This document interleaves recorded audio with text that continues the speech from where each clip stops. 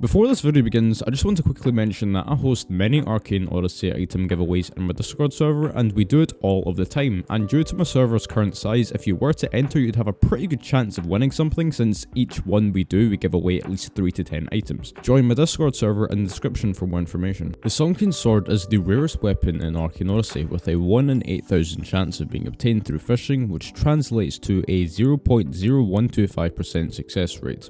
This was quoted by Vtex himself as the best weapon back in World of Magic, but now in Arcane Odyssey, how does this last generation weapon stack up against the latest and greatest of the new game? Well, first of all, let's see what the weapon description has to say for itself. It says here that the Sunken Sword is a medium-sized one-handed sword made out of Arcanium metal that has spent hundreds of years underwater, causing its properties to change.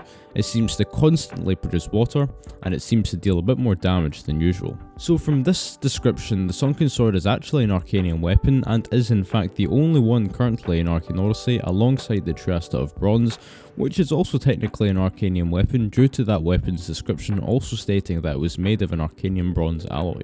This is quite interesting as Vtex, according to his Trello, plans to add Arcanium weapons to Arcane Odyssey in future updates, but little do some of us know is that we already have 2 of them, and both of them are actually very hard to get. But what makes the Sunken Sword in my opinion much more interesting than the Triasta is its properties and synergies with magic. Because it says that the sword constantly produces water, when you imbue the Sunken Sword with a heat-based magic like plasma or fire or anything else that's hot, the imbuement description will actually be changed to a sort of secret magic called steam magic, and when attacking people you will apply Scald, which deals quite a bit of damage. Another interesting synergy is the fact that the Sunken Sword will apply soak to any targets you deal damage using it with, so using any magic that would take advantage of this status effect would actually be pretty good. For example, using the Sunken Sword to soak your enemy, and then because of the synergy with lightning, if you launch an attack with lightning you would actually instantly paralyze your target. However, I've heard from people who have tried to do this in combat that it's quite difficult to land, so I'm actually unsure of the practicality of this. The next thing we have to talk about is its skills, which is actually probably the biggest downside to using this weapon right now. It only has 2 available skills, but let's talk about them. The first one is called Rising Tide, and it slashes with great force, bringing out the sword's power and dealing damage in a large area while rising upwards.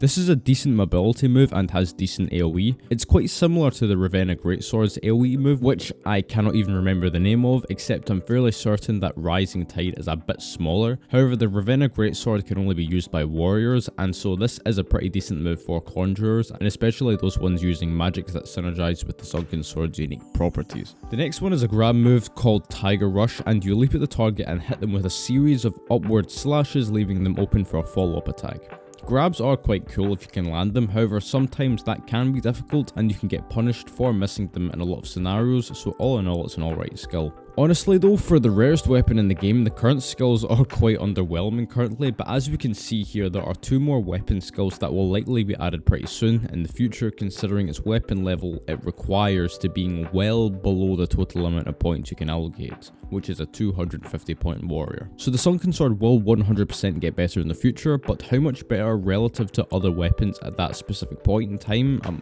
unsure honestly.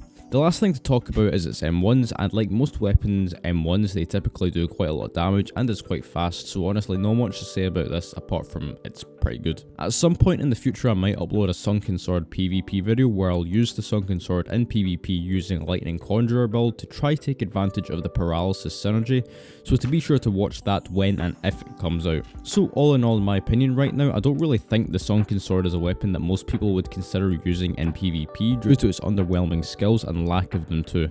But if you have a Sunken Sword, then I'd highly advise you keep it, as it will 100% become a lot stronger in the future with its new skills and potential synergies. So right now it's basically more of a vanity weapon or a display of wealth, but it actually does a pretty good job at doing that too. So that's going to be all for this video, but before I end it, if you're looking to join a clan, then be sure to join my friend's clan, the Lunar Empire, as it's a pretty chill clan with capable and welcoming members, and they're just really nice people all in all. So yeah, if you enjoyed the video, like, comment and subscribe or whatever floats your boat, and yeah, I'll see you later.